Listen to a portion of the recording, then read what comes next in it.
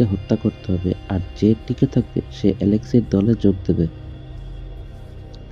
Nikolai দিমিত্রির জন্মদিন উপলক্ষে একটি নাইট ক্লাবে পার্টির আয়োজন করে। সেখানে দিমিত্রি পিয়ানো বাদক ও গায়ক হিসেবে কাজ করে।